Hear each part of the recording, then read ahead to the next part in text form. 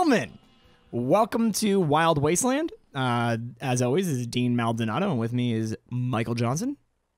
How's it going? Boom! Wow, look at that high energy today. Dude, I got like 1,000% energy. It's incredible. I had some coffee. Yeah? No. Oh. Are you done with the whole like cocaine up your asshole thing? Well, yeah, I stopped doing cocaine like a year or two ago. Well, no. I know that like you were worried about your nostrils, but like, yeah. Are you done blowing it up your asshole? Well, the asshole is just like a nose, but instead of like into your brain, it goes into your body. So it doesn't really help anything. No, I mean, it's perfect. It goes straight into your bloodstream. Like, did I ever tell you the story of when I saw a guy take a shot of alcohol in his butthole? No. He boofed? I was at Exit, and this gross. guy jumped up on the bar and took his pants down and was like, give me a shot in my butthole. And the bartender grabs a funnel, puts it in his asshole, and does a shot into his butt. You know how insanely dangerous and deadly that can be? Yeah, it's extreme because it goes past your liver or something. Yeah, like it goes right into your system. Yeah, it completely surpasses your liver, goes straight into your bloodstream. So I think you can only do like one of those shots. Yeah. Every time you go to Exit, because I've been doing it since. And if you're questioning this, you can follow me at Instagram at @TheRealMikesta. It's on my Instagram. It is. So. It is. He actually he got into it by reading about boofing, which is where you soak a tampon in vodka and shove it up your ass. And then he was like, but I don't want to be embarrassed by buying my feminine products. Come on. So he just went with the, as we call it, the rote method of funnel plus gravity. I just like how they had a funnel ready at the bar. It's like, oh, Brad again? Okay. Get on up here. Get his funnel. Hey. Have them all named with Sharpies. Wait, what was your name again? Here, check his tab. Oh, you're Brad R. Okay, sorry, we almost gave you Brad S's funnel. Yeah. That would have been bad. That would have been embarrassing. God, 2 different poo-poo stains in there. Well, since we're already speaking about the large intestine. Ooh, all right, we're going to get right into it. Why don't we talk about your favorite little crypto? Man, I love this guy. It's like the little engine that could. But it's huge. It's about 2 meters, meter and a half, 2 meters. Yeah, so 3.5 feet to 7 feet long. So about the average size of your common basketball player. Exactly. Yeah. So it's like a basketball player. It's called the Mongolian Death Worm. Oh man, you mean death metal? Yeah. Wow. Mongolian death metal, dude. Like it's one of my favorite genres. I don't think that exists. They don't. They don't. I just played a clip from it. Oh God. Well, for all of our listeners, I'm so sorry that you had to listen to Mongolian death metal. Yeah. Because we're not talking about that. We're talking about the thing that they all call the large intestine worm. I don't think anyone's ever called it that. It's the name that it's the translated name from the Mongolian people. Yeah, that's what they call it, the large intestine worm. Because this thing is fucking dope. And the Mongolian people love this, and no, they are terrified of it. Are you kidding me? Well, they love it like we love the bald eagle, right? Like we're terrified at it, but we still put it on our flag. False. We all hate bald eagles. They are like aggressive seagulls that you're not allowed to touch. Yeah, they're like the dickheads of the. Did you see that video with the bald eagle? Like which one? There's a video of it like just fucking with this other bird, just like just being an absolute dick. I mean, listen, our national bird is a lot like America. It's just like, hey, stop hitting yourself. Stop hitting yourself. Yeah, we're not allowed to touch it because it has special sanctions. Whoa. They sit in trash cans and eat garbage all day, and they squawk. So yeah, about your average American, I get it. That famous like eagle, like that's a red falcon's call.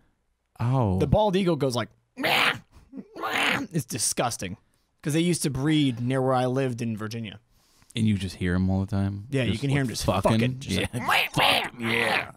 And the little ones come out and they're like, and they're like, fuck off, dude. And they fly back over to Alaska and they leave their kids.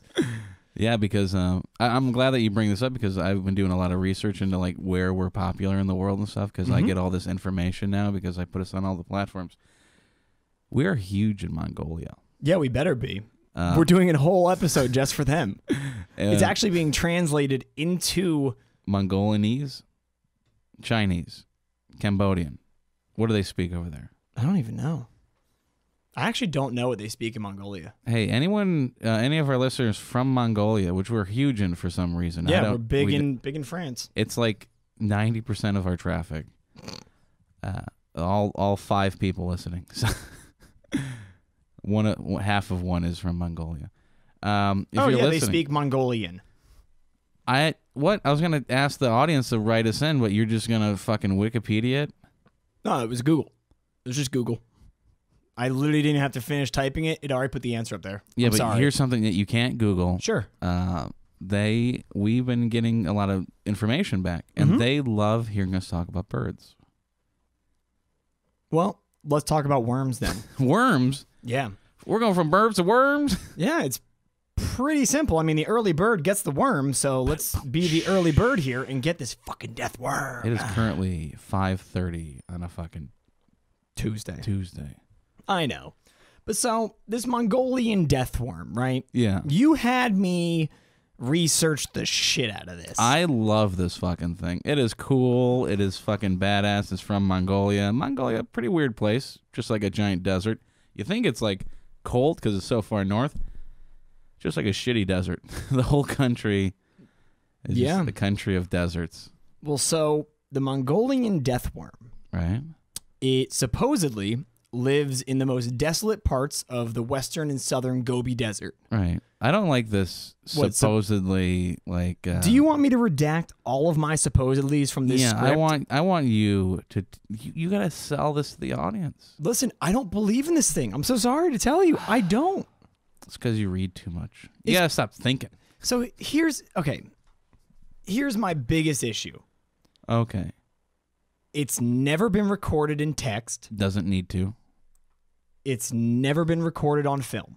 Okay. Well, it's a worm, dude. It's underground. You don't have underground cameras yet. Every description of it is different. And the folklore of Mongolia about the worm is different than what any person who went out to find it has described it as. Listen, we're recording this podcast in the middle of a desert. Mongolia is a giant desert. I'm just telling you. The death worm reminds me of the worm from Star Wars. The Sarlacc? I love the desert, dude. It does. It honestly, it probably. It could be the Mongolian death worm should be our logo. You know, it's actually supposedly the Mongolian death worm was the inspiration for the worms in the Tremors Dune. Oh man, that's Dune, Tremors. Like, well, yeah, Tremors is entirely based on the Mongolian death worm. Well, it's based off of Dune. I know. Like it's like I'm pretty sure that the creator of Tremors was like, Mongolian what? Wait. Which is so weird because they act the exact same way as these supposedly act. Yeah, it's fucking awesome, except dude. for a couple things. Except for all the awesome parts. So it is from, as you said, 1.5 meters to 3 meters. So pretty about good. 3.5 feet to 7 feet long. And it's thick. Yeah, thick. It's been described as thick as a man's arm. Ooh. Yeah. Which is pretty fucking big for an animal, for a worm. You wouldn't want that crawling in your bed in the middle of the night. Now, it's been described as having no head or legs. It's a worm, bro. And it's poisonous, so much so that supposedly if you just touch it, you will instantly die. Yeah, that's where the Mongolian death worm comes from, dude. Yeah. So, it's also referenced a lot in Magic the Gathering. Yeah, it is. It really is. Yeah, that was one of my favorite games. There's like 3 cards that are like death worm. So the story from the Mongolian people, who are mostly nomadic. Yeah, because they don't have anywhere. I mean, they just build... It's just a desert. They just build a village somewhere and then they stay there for a little bit. I feel them, dude. I'm just like, bro, gotta keep moving. This fucking death worm's on our ass. So the stories from them say that the Mongolian death worm frequently preys on camels and livestock. Yeah. Because they're just sitting around. And then when it kills them, it lays its eggs in its intestines. Yeah. which is where it gets its red-like skin from. Because of the blood of the camel. Yeah. Now, it hibernates for 10 months out of the year. Wouldn't It's you? only active in June and July. That seems legit. You know, snakes do that too. Snakes have one big meal once a year in the wild. I think you're thinking about bears. No, I'm talking about worms. Bears hibernate. I'm talking about like snakes, like boa constrictors and anacondas in the jungles of South America. They have like one big meal, and then that can sustain them for months. Well, they don't hibernate because you can't in the fucking jungle. Yeah. If they could become a death worm, they totally would. Okay. All right. All right. So it supposedly... Sorry, I'll take that out. It most often surfaces... Yeah, mostly surfaces, bro. when it rains or when the ground is wet. That's legit, bro. That's what Because happens. obviously it's easier to move through more thick sand than it is to move through loose sand. Oh, I always thought that it was because the vibrations. No, they can actually... So supposedly they can feel the vibrations, but the Mongolians say that it can kill at a distance by either spraying a venom at its prey Oh, that's fucking awesome. or by discharging an electric discharge. Fucking sick, bro. Now, Like, that is amazing. its venom is supposedly like a yellowish color Yeah. and can corrode metal. Ooh, that's pretty toxic, you know. Just Yeah. like your stomach acid. Pretty, you know, like if you got some on your skin, it'd like rip you, it'd like burn your Not skin at off. all. Not at all. People, Stomach acid. this like is a the big most misconception, actually, of humans. corrosive. Okay. Humans we really believe that our stomach acid is It's- like phenomenal. Yeah, it's like We the think that most we have acidic. Yeah. no. We think that we have like wolf-like stomachs. Yeah. Because a wolf can eat. A tire. Well, it can eat like a a fucking. What about goats? Goats can eat like it metal. can eat like a dead thing, right? And then just it really like dissolves and cooks the meat in its acid in its stomach.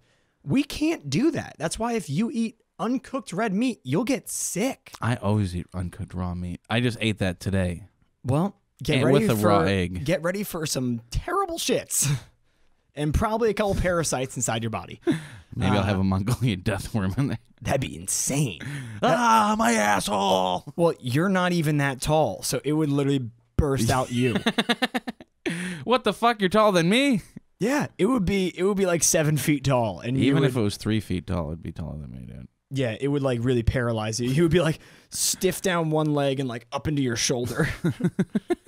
But so everyone that's gone out there to try and find it has come back empty-handed. Yeah, because like you need to be Mongolian, bro. It's basically the Mongolian Bigfoot without But it's any under- pictures. It's under. There might be some Patterson film out there. We don't know. Now the experts, they don't stop there. Okay, they don't. Yeah. Just because they've never found one, they attempt to try and figure out what it could be, because like Science nerds. Well, yeah. I mean, at the end of the day, we've found most all of the land animals in this world. The only places that we're still finding new animals is in the ocean, because we haven't explored all of it. But so they are saying they came to a consensus to say that it's most likely a limbless reptile that they call a worm lizard or a sand boa. Okay. However, Just as cool. not all the characteristics match up. So we'll look at both of them, right? Like the whole shooting electricity out of his asshole. Yeah. So the sand boa, Yeah. it's rarely longer than 3 feet. So it's going to be on the very, very, very bottom of the spectrum of length that a Mongolian death worm would be. Where's the sand boa from? It's from North Africa. So it's about... Egypt. It's actually closer to Sudan. Those Sudan. So it's further into Africa than you would like to believe. It is Sudan. Where So it's, is the first bar? off, it's very far from the Gobi Desert. Yeah. So Also, it itself cannot burrow into the ground. maybe because the sand is really hard there. Well, so not really. That's you realize that like the sand from the deserts in Africa are so loose that they fly around the world every day. Yeah, there's a statistic that the Sahara Desert, this like the blows from the Sahara Desert and lands in the Amazon. Mm-hmm. But That's fucking nuts. So it's not really the Maybe fact it's that it too loose. because other small animals burrow in, and that's where the sand boa will hide. Yeah. When it gets too hot. Oh wait, so it burrows? No, into other people's burrows? No, it just goes into small animals that have made a burrow. Oh. And then kills the animal and sits in there. Okay. You think it just buddies up and it's like, hey, thanks for doing this. It was thought, really hot out there, guys. I was thinking that like they buddy. They're like it's like it turns into a Pixar movie. Yeah. Like a little sugar glider just sits on its back all day and burrows for it. It's like, hey, buddy. It's like, hey, I can't protect myself and you don't have any arms. Let's work together. Let's work together. Let's work. And then like the boa just eats him. Oh yeah. That'd be a good little snack for a sand boa. I like the idea, like, hey, I lost my dad. Where's my dad? Oh, buddy, I'll help you. Oh. Here, go into this big wet cave. Your dad's in there. Wink, wink. Yeah. And then so the worm lizard. Actually, sorry for the sand boa. Yeah. The other reason that people believe that the sand boa could have been the inspiration for the Mongolian death worm is because it has a very like dark yellow, almost orange color to its skin. And then it has these really dark brown spots all over it, which could make it look like it was bloody, like the Mongolian death worm is. But the Mongolian death worm has been talked about for like a long time. So has the sand boa. Yeah, but like, I don't know if the two cultures ever intertwined. Not really. So the worm lizard, which is not a real thing. I like the worm. What is this worm lizard? It resembles a large worm. Okay. Burrows underground and can reach several feet in length. The way that you're talking about this seems very dismissive. Well, the only issue is that it's in Australia. It's not in Mongolia. Hey, that's closer than Africa. No, it's not. It's further. How is... I guess.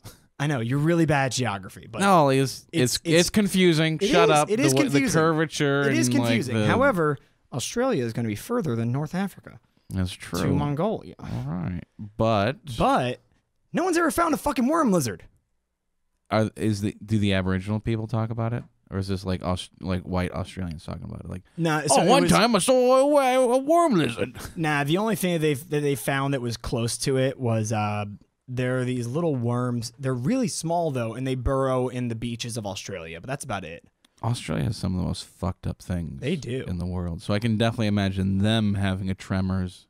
I don't know why Australia has not been picked for Tremors. It would be perfect there. Yeah, they made 6 of these fucking movies. Yeah, I mean, I don't know why Tremors has never been in Australia. There's literally 6 of them, and the majority take place in the Midwest of the U.S., which really doesn't make a lot of sense because we have very clay-like sand and soil. Yeah, like our soil is not conducive to giant death worms roaming. Massive worms, too. They're like 30 feet in that movie. Yeah, like, can you fly, you sucker? And then just the thing that makes it very different from death worms is the poisonous factor.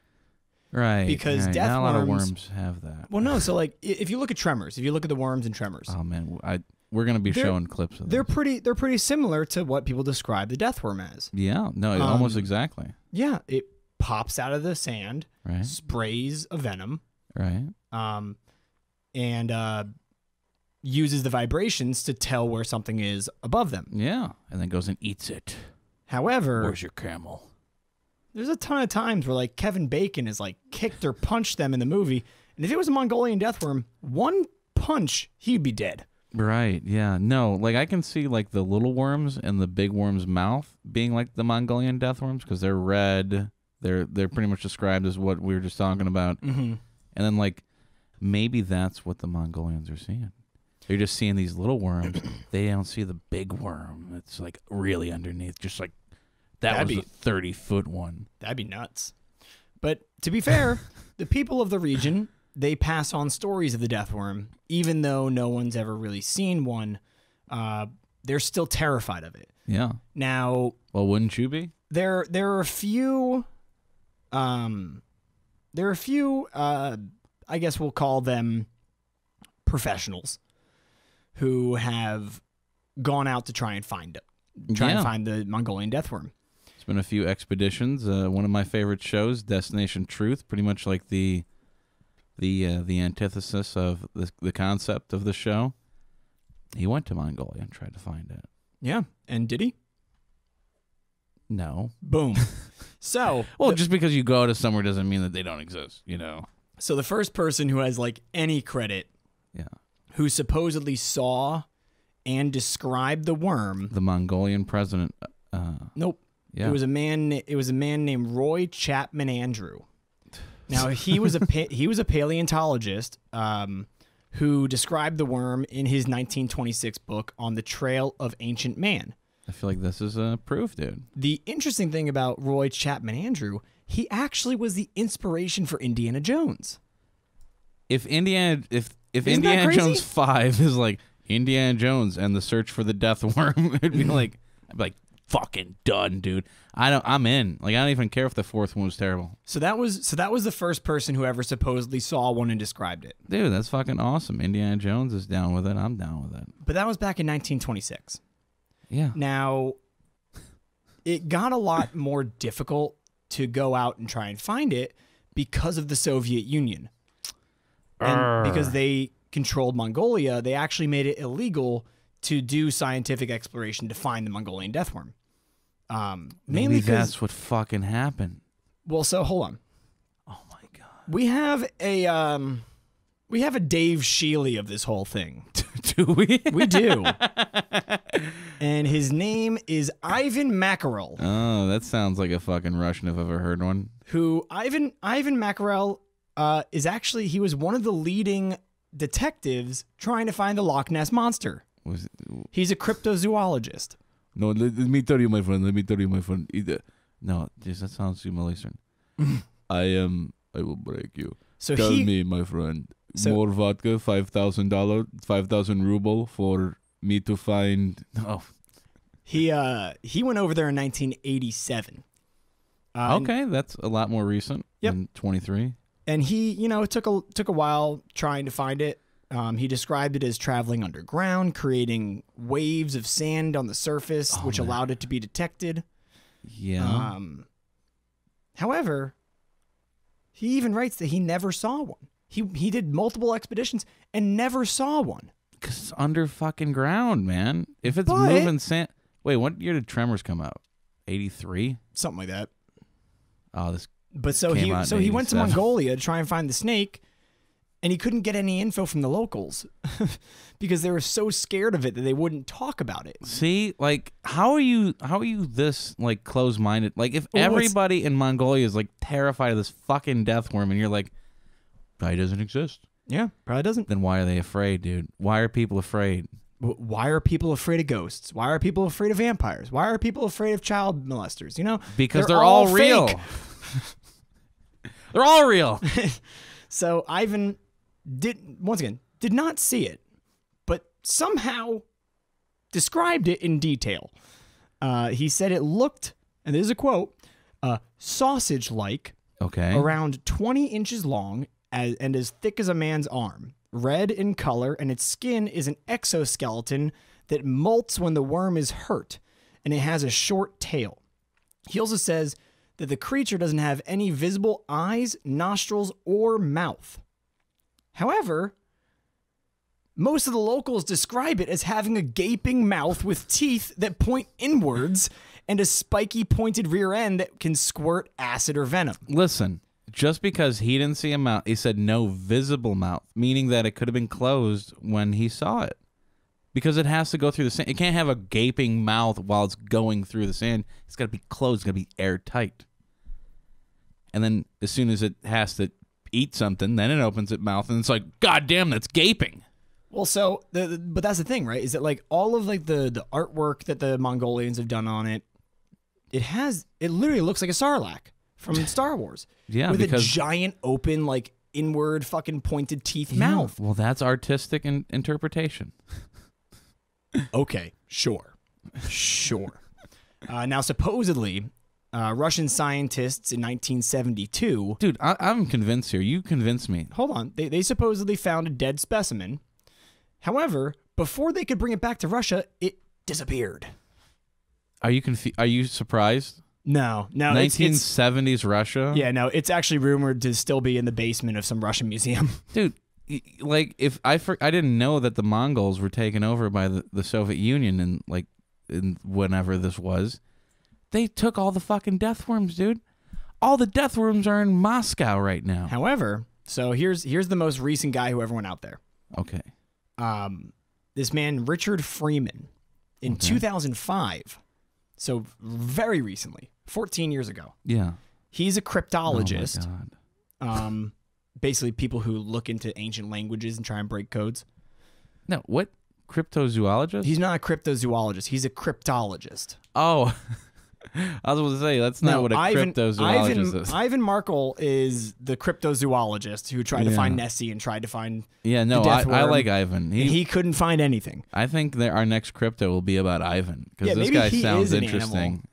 Like, his story sounds interesting. But so, this is a cryptologist. Yep, a cryptologist. And he did an expedition to find the worm. And when he went out there, he actually found that an entire village had moved the village. They picked up and moved the village like a couple miles away. Nomadic tribe, bro. Because they had heard that the Mongolian Death Worm was nearby. So they were like, fuck it, grab the houses, grab the livestock, we're moving. What about the kids? Fuck the kids, there's a death worm coming! Leave them, they're snacks. But so... They'll only slow us down.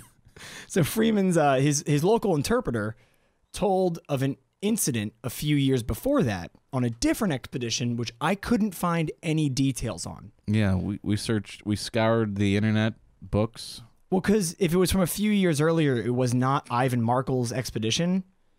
And so it must have been some very small Russian expedition, because there was no mention of it anywhere that I could find. Yeah, they're pretty good at keeping secrets. They really are. Especially when it comes to death worms. You know what's funny, though, is that they're not actually good at keeping secrets. It's just that Russia doesn't keep notes.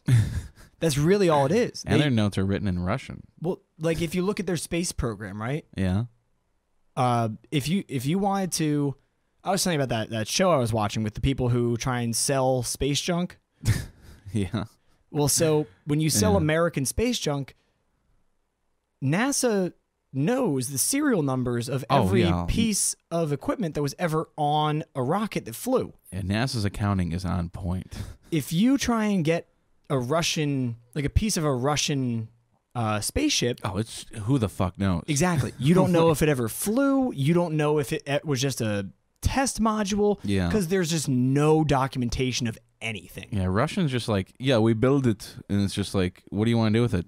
Fuck it, dude. It's just like they have warehouses. Like, oh my God. I don't know if you ever watched like Dogs of War or whatever the fucking movie was. War Dogs? But, yeah, like Russia has warehouses just filled with fucking guns and ammunition. Just like what are you guys doing with this? It's like, we made it. It's like, why don't you? Well, I mean, you know that in America we have an entire graveyard of airplanes. Yeah, but everything is like, everything in that fucking graveyard is categorized, like down to like the wheel pressure on the fucking. They do know. They know. But in Russia, they're like, they have. It's just because it's too fucking big. Like you can do anything in Russia. Like if you were a government, you could fucking do anything because you have millions of fucking square miles of just nothing. Oh, let me show you this. This is actually very funny. I saw this today. The Russian consulate in Moscow has a big it has like the big fucking like wreath with the star in the middle. Yeah. Somebody overnight climbed up there and they painted the star to look like Patrick's star. That's amazing. Yeah. I love that. Yeah. That puts a smile on my face. Yeah. I love it. So Freeman's interpreter told of an incident a few years before that where there was a different expedition to find the worm. Yeah. And now one member of the team, basically the way that they were doing it was they were just walking in a grid-like formation and just poking the sand. And one member of the team was poking the sand with his iron rod and then just suddenly fell over dead. What? When the team went to when they got to him, because he was a couple 100 feet from them, they ran over. That is a grid, yeah. And they felt the ground shake, and they saw something start coming out of the sand, and they all just ran like hell. Yeah. So that was the only incident I could ever find of someone supposedly seeing the death worm. But they didn't even see it because they saw the sand start to shift, and they were just like, fuck it, run! You would do that too if you just saw like a Russian. I would run backwards at least so I could see it. A Russian just like, yeah, I stuck the rod in the hole and they die. Well, I mean, the thing that really gets me about this, is that it's Ivan Markle. Yeah, I can tell. Like, because, this is definitely a Dave Shealy type situation. You're absolutely right. Well, because the issue is that, do you know how they looked for Nessie? Oh, then they had a grid type thing, like the most the most like awesome or whatever you want to say, like the most badass version. They had like 13 boats with like radar. Yeah, and they used sonar. Scoured sonar, not radar. And they found that there was a bunch of like inner working caves in the lake. Things are coming from the ocean or something. And that's what they thought. I don't know why, if Ivan Markle did that, sorry, Mackerel, if he did that for Nessie, why the fuck wouldn't he do that for the Mongolian Death Worm? Because it was 1980s. They didn't have ground penetrating radar. They have it now. I know. Like you can fly over something and like scan it with like. They used actually it's really cool. They found out, so you know Stonehenge? Yeah. They found there's something underneath it. Yeah, there's like, well, they always knew that there were burial mounds. Yeah, like there was a wooden Stonehenge. Like, however, they found, what they did was they took ATVs and they put like a little piece of equipment that was following it that would shoot sonar into the ground to read the ground. Penetrating radar, yeah. And they drove it like all across that giant field that Stonehenge is in. Such a British thing to do. And they found that Stonehenge actually underground goes out for like multiple miles. Wow. Yeah. But So I it's don't know even why, more mind-blowing. I don't know why Richard Freeman in 2005 wouldn't have done that. Right, yeah, it's 2005. If you're trying to find something that lives underground, scan the fucking ground. Yeah, you're absolutely right. Don't just poke This, randomly. I like this movement you're doing. Because that's the thing is, like, at the end of the day, you have to treat trying to find the Mongolian Death Worm like trying to find Angkor Wat. Because that's pretty much how they found Angkor Wat. Well, through radar and stuff. It's like trying to find landmines. Right, but the Russians are really bad at that because they would just like line up a bunch of peasants and just like, okay, walk forward. Yeah, they're like, just keep going. Just walk. They're like, hey, you're killing people. They're like, yeah, we got they're just people. Hey, we got so many. Wait till the winter. We'll lose more than this. Yeah, jeez. But, I mean, it's like, you have to treat it like you're finding, like you're looking for something that's insanely explosive because it supposedly can kill you with a touch. But I just...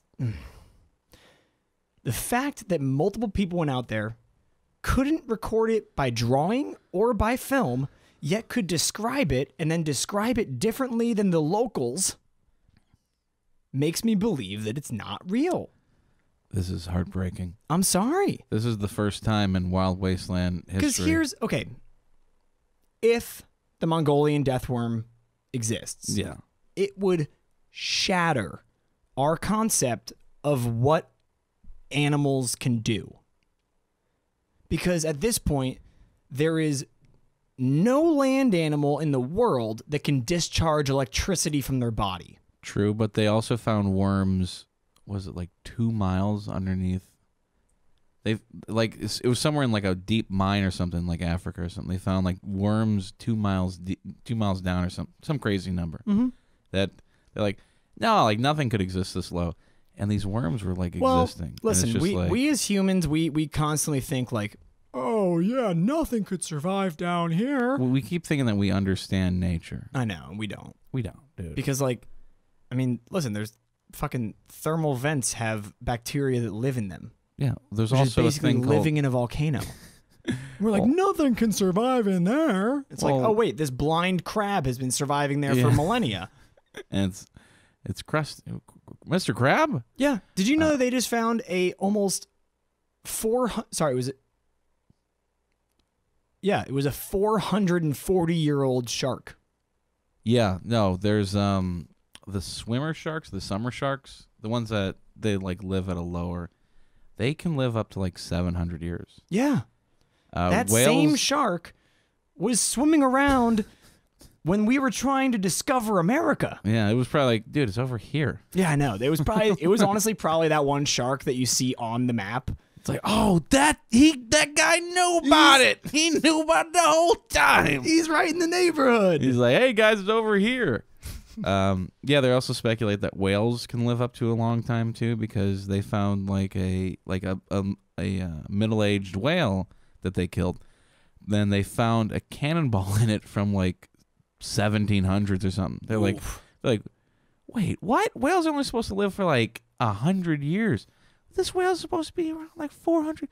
And they wouldn't have just cannonballed any whale. They cannonball like larger whales. So it was already at a good size when they cannonballed it. It could have been Moby Dick.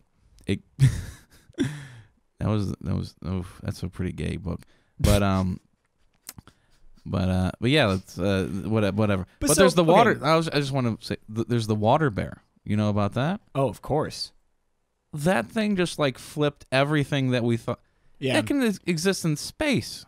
Yeah, it literally has been on the Earth since well before us and will be here well after us. Yeah, like they took like 20 specimens into space and were like, let's try to kill this thing off. Yeah, like a few died, but like half of them produced. Yeah.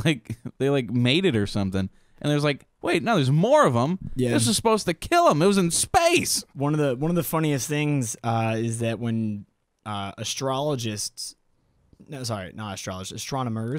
Oh, not those bullshit people, but the actual episode 11, scientists. Astrology. Yeah, the astronomers, when they talk about if aliens come to our planet, yeah, we're not the creatures that they see as running this planet. Oh yeah, they're like, it's the water bears. Oh, I was gonna say the dogs. Well, no, because the water bears have been here before us. They'll be here after us. They're stronger than us. They're like. If some intelligent species has been watching our planet and wants to make contact, yeah, this is the planet of water bears. It's not the planet of humans. And also, maybe they are watching us. How about they're so intelligent that we can't even measure their intelligence? I actually saw a pretty good thought recently about how if, like, the reason why we haven't been contacted by aliens is because we're too big. No, it's because we're hundreds of thousands of light years away from these planets that could purport life. The ones that like we send like the radios to and stuff like that. Yeah. If they looked at us they'd still be seeing dinosaurs. Yeah, they'd see dinosaurs, or they would be able to see the Ice Age. They wouldn't be able to see where we are now. Yeah, because you'd have to come visit, and it's just space, time, like everything about space and travel is all Hollywood. Like, there's no way to, if Einstein's theory of relativity is correct, there's no way to move faster than the speed of light. So if it's 100,000 light years away, it would take you 100,000 years to get there. Mm-hmm. So we're just alone. Yeah. We're alone in this crazy wild wasteland we call Earth, and we're just circling, just flying, and we're in space right now, man. Did you know that? Yeah, we actually are. We're still revolving and we're turning and moving. So here's the other issue. Oh, I thought that was the Mongolian Death Worm. This is the other issue with the Mongolian Death Worm, right? Okay. Is that not only can no land animal discharge electricity that we know of. Sure. There's also no venomous animal in the world with corrosive venom. Listen, I think people just like say shit. They're like, oh yeah, like it hits you with that venom, man. If you have metal on, it'd be corrosive. Maybe, could be. And it's more like it just really hurts. It's just like oh, it's all right. It's not that bad. Just gotta wipe it off on your jeans. It's burning through the jeans. It definitely would burn through jeans. Jeans aren't that tough. Well, it depends on the kind of brand you get. Wrangler jeans. Wrangler is the toughest brand. Wear them. Yep. Go to www.wrangler/wildwasteland/freeshit.me and you'll get free shit. Yeah. From .me. us. Yeah. Freeshit.me. Yeah. It's like my it's like every iTunes email ever. Oh, really? Yeah. It's like at me.com and you're like, fuck off. At mywebsite.com. I am DeanMaldonado.com. But so at the end of the day, as much as I would love to believe that this Mongolian cute and cuddly worm exists, Yeah? I don't. Oh, I thought I convinced you. No, I'm so sorry. I'm so sorry. I still believe in it. I am holding out hope that there's like a Mongolian death worm just Honestly, if tremoring any of our around. listeners in Mongolia would like to send me a picture. Or buy us a ticket, because I would love to come visit for like a week. Like, Yeah, give us a honestly, hut. I or would a I would village. do it. I would be down to go to Mongolia just to look for this death worm. Like you and I will just go in the desert and start poking the fucking desert. Yeah, we will. And then you just die, and I'm just like, oh, well, it's true. Well, I wouldn't Proved die. it. Bang. First off, I'm way faster than you. Yeah, no, you would poke it. I Yeah. guess you just poke it and die. I don't know how the Nah, Russian you guy couldn't. died. Nah, the poking it and dying wouldn't be a thing. Honestly, probably what happened with that is that he probably poked it, and then it probably like put its little head up and then just like bit him and killed him, and then that's why it was all shifting and then popped out fully to eat it. I just love that concept of something touches you and you just die. Yeah, Like there's nothing else in the world. isn't that insane? There's like I mean, if its saliva had arsenic, that would totally work. cyanide bites. Yeah. Just You, like you know bites what's with you know what's cyanide. crazy? You ever seen those stones that look like they're oily and they're kind of like reflective? Yeah. You know Yeah. what makes them oily and reflective? Cyanide. Arsenic. Okay. It's actual arsenic So- on the stone. So if you have any of those stones, lick them. Don't lick them. Don't lick them. I don't know why I'm flapping like a bird. Don't lick them. Don't lick them. Yeah, Tremors Tremors. Very interesting. series. Yeah, I was like, Yeah. I was like, it's not a trilogy. It's It's a pentagram. it's a hexylogy. Oh, there's 6 now. Yeah, there's 6 of them.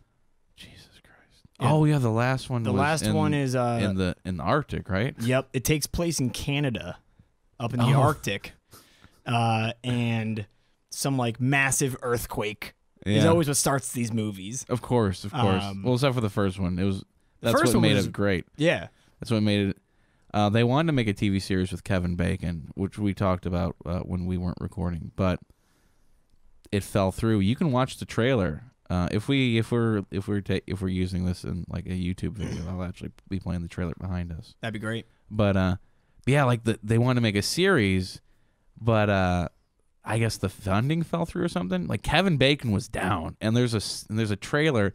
It's fucking awesome. It's playing right behind us. But yeah, the 6th one takes place in Canada. Yeah, the 6th one takes place in Canada. Jesus. Yeah, it was. Oh my god, it was so awful.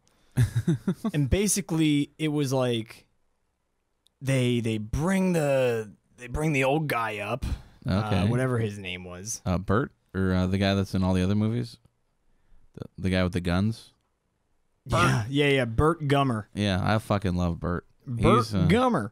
Yeah, he's they bring- definitely my hero in my life. So his kid is all grown up in this, Oh, and I think it's his daughter. okay. Yeah, his daughter's like the leading scientist up at this facility in Canada where were noticing these tremors. Tremors. Wait, Tremors or the worms or graboids?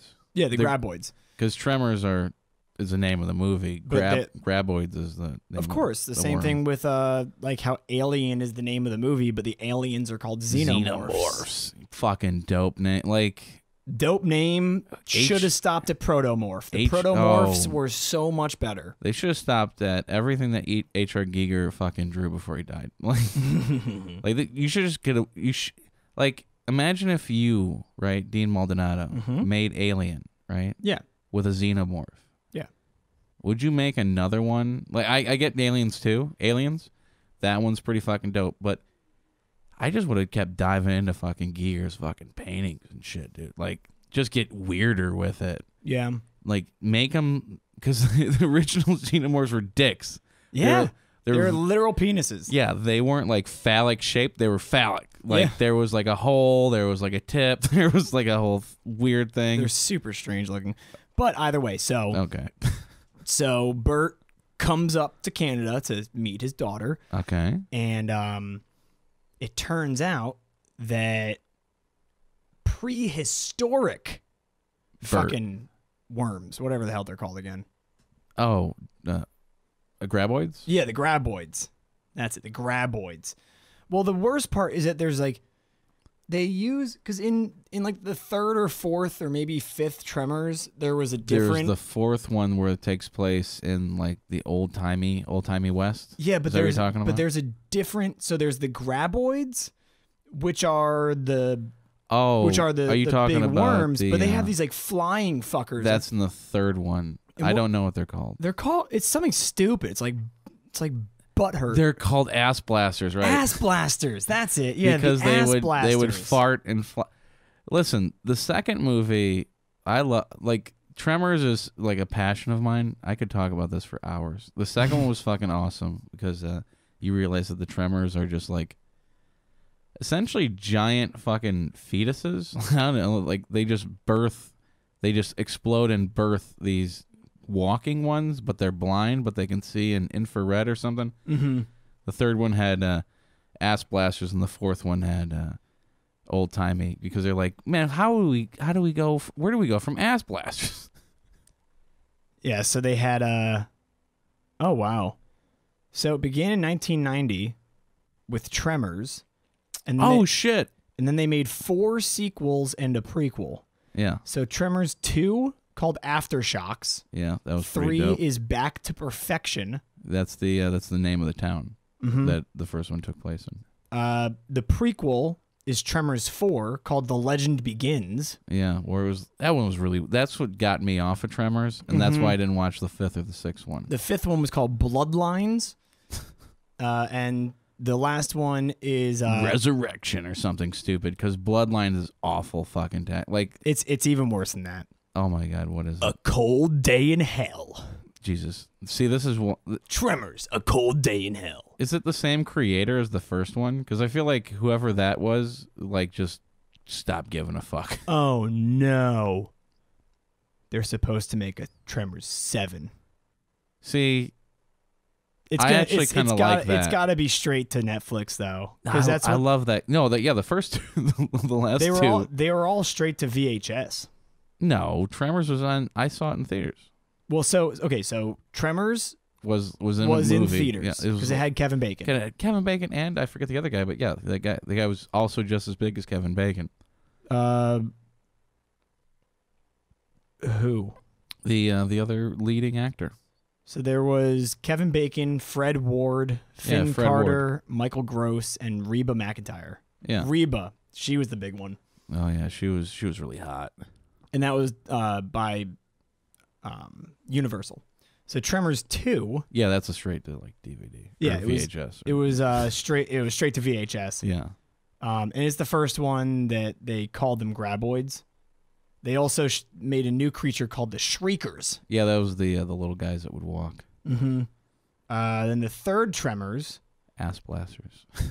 It's where they bring in the ass blasters. Also straight to VHS. Yeah. Tremors 4, straight to video movie.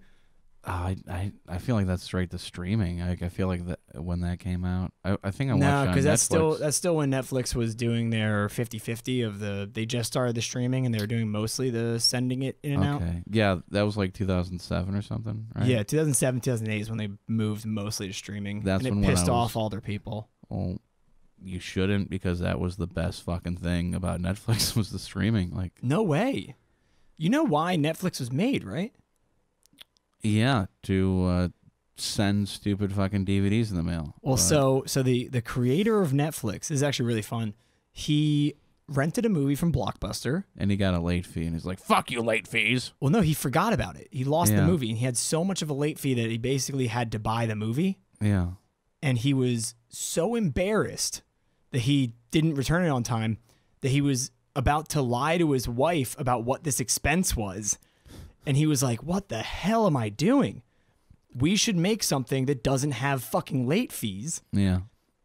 And you just send it back. Exactly. And so he made Netflix. But in the days of VHS, you probably couldn't have done that. No. You would have to get way a box. too much. Yeah. Shipping. Way too much in postage.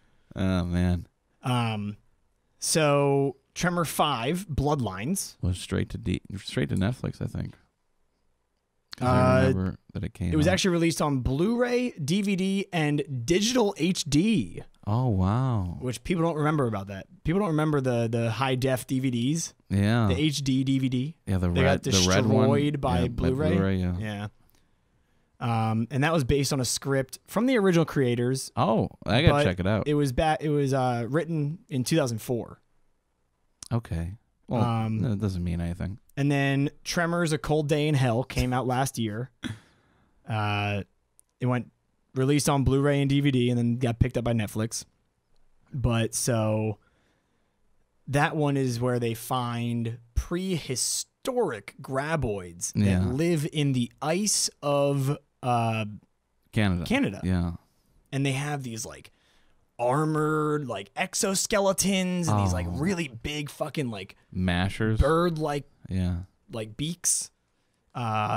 Okay. And they do it the same way. They there's fucking ass blasters they're shooting down. They're just like throwing bombs into these things. What the fuck? Actually the really crazy thing is the way they catch it. Yeah. So they catch it by they catch it? Yeah. Because they need to. They need to figure out how to kill them. Oh my god. And so they catch it. They like lure it into a shipping container. Okay. And once it like gets into the shipping container, they like ram the shipping container like with like a bunch of like metal steel barbs. Yeah. To kind of like pin it in the thing. And just pierce it. Yeah. And then they just like leave its mouth hanging out. And it's like, okay. Well, we found out how to kill it. Just got to put it into a container and spike it. But the thing that kills me about that is like the container was not nearly big enough to hold the whole thing. And I'm like, why wouldn't it just keep going with the container on it? Yeah, like it burrows through the, like, I feel like it can handle metal. Right? Like it's going through rocks and shit. Like it has to be tougher than metal. Exactly. And it has a giant exoskeleton. Now it just has a better exoskeleton. Armor and big. Yeah. But so supposedly on December 13th, 2018, Michael Gross confirmed that Universal had ordered a 7th entry in the series. Who is at Universal like saying like, yeah, we need more Tremors? Like I feel like whoever's making those are like me, like my age, or like someone like me, like, oh man, I fucking love those movies. Dude, we need a 7th one. I'll sign off on this one. Hey, don't worry about it, Dad. Yeah, I got this one. Michael Gross actually his statement was, Tremors fans will be delighted to know that I have agreed to the terms of a contract for a 7th film. Give us the show. My best estimate is that Burt Gummer will begin his hunt for graboids and other nefarious forms of wildlife in the fall of 2019. Whoever is playing Burt is like the Robert Downey Jr. of the fucking, instead of Marvel, it's like the Tremors. He's like, I'm Iron Man. Well, the funny thing to me about Iron Man, right, is that that it was originally supposed to be like a James Bond thing. Yeah. Where they would basically just kick Robert Downey Jr. out when he got too old and replace him because he's always behind a metal mask. And so it didn't really matter who Tony Stark was. But then Robert Downey Jr. is a fucking diva. Yeah. And won't let anyone else be his character. And like I was just watching something like the Marvel movies that Robert Downey Jr. is in is they gross like $200 million more statistically speaking than any of the other Marvel movies. Really? And like even the solo movies that he's just in, it does like 25% more in sales. So like they're not. They're like, oh yeah, we're definitely gonna pay. He's not going anywhere. It's crazy. 90 years old. Do you watch Game of Thrones? No, I don't. Well, so we're in the final season of Game of Thrones. I thought that was last season. No, I feel like every season they say it's the last season. No, season 8 is the last season. It's like season 5 was like, all right, we ran out of material from the books. Well, season 6 was like, that after they ran out of material from the books, they actually were given the entire plot line from the author.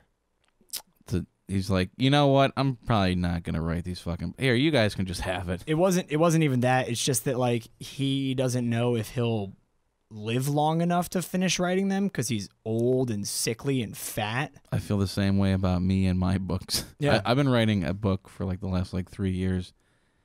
Yeah, but you don't have fans waiting on it. I might. This is the point of the podcast. All right, well, hey, finish your fucking book, man. But so I don't know if I'm going to live long enough. What's crazy about this is that it's the most expensive television show of all time. Yeah, I can imagine. Yeah. For season 8. So season 7 there was a big ass battle. Right. It was called the Battle of the Bastards. It took 22 days to film in 3 separate locations around the world. Season 8 Battle of the Assholes. No, so it's this big final fight. It's going to start actually next episode is when the fight begins, and I think it's going to go for at least 2 or 3 episodes. So it's just like a big fight? Well, they're fighting these White Walkers that have come down. I can't explain the whole thing to you right now. Okay, but they're fighting zombies. I get it. Basically. 28 days And they're trying later. to kill like the guy who made all the zombies to destroy all the zombies. But okay, because that's how that fucking works. yeah, usually. You kill one guy and then all the other guys just like fall over. I'm dead now. Well, it's like killing Dracula. Every vampire that he made would die. You know? It's like killing Blackula. Yeah, well, killing Blackula is really hard. Yeah, because he's so it's a hate fucking. crime. He's. I feel like that's a good place. But so they actually just this past season, this current season, they have this giant fight, and the entire thing is at night. Oh, night fight. Yeah.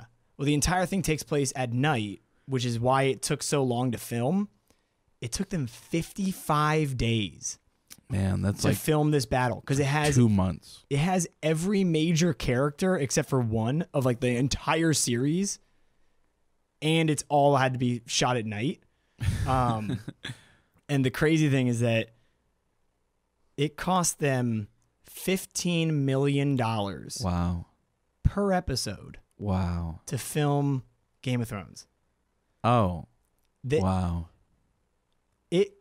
To film that one battle, Yeah.